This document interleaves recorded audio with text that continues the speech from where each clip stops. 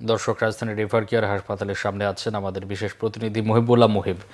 সরাসরি চলে যাচ্ছি তার কাছে। মুহিব, বেগম খালেদা জিয়ার অবস্থা এবং চিকিৎসার ব্যাপারে কি তথ্য আছে আপনার কাছে? চীনা বিশেষজ্ঞ দলের কার্যক্রম সম্পর্কে কিছু জানা আছে কিনা আপনার?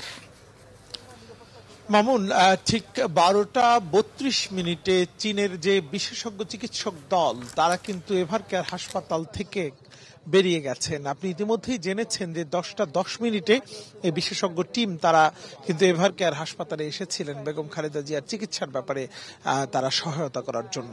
এবং তার আগেও আপনি জানেন যে 7টার দিকে অর্থাৎ 7:15টার দিকে এই হাসপাতালে এসেছিলেন অন্তর্বর্তী সরকারের প্রধান উপদেষ্টা ডক্টর মোহাম্মদ ইউনুস। তো সব মিলিয়ে কিন্তু আসলে বেগম খালেদা জিয়ার যেই বর্তমান শারীরিক অবস্থা সেটি কিন্তু আগের মতোই, অর্থাৎ নতুন কোনো তথ্য আসলে নেই।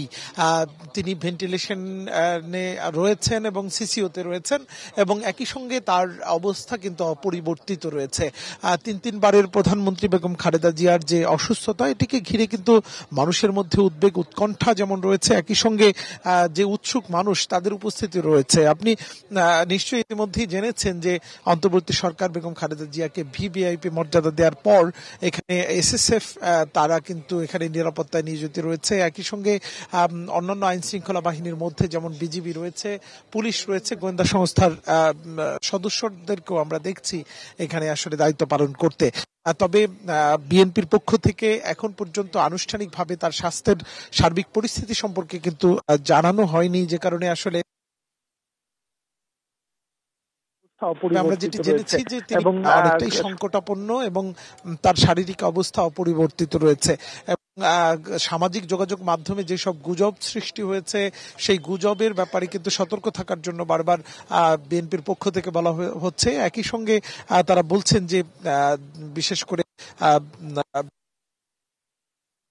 তিনি মূলত বিএনপির স্থায়ী কমিটির সদস্য অধ্যাপক ডক্টর AZM জাহিদ হোসেন, তিনি মূলত গণমাধ্যম সহ দেশের মানুষের উদ্দেশ্যে এই বেগম খালেদা জিয়ার শারীরিক অবস্থা সম্পর্কে ব্রিফিং করবেন এবং তার সেই ব্রিফিংটা কি কিন্তু অথেন্টিক বা প্রকৃত তথ্য হিসাবেই গ্রহণ করার জন্য দেশবাসীর প্রতি বারবার অনুরোধ জানানো হয়েছে।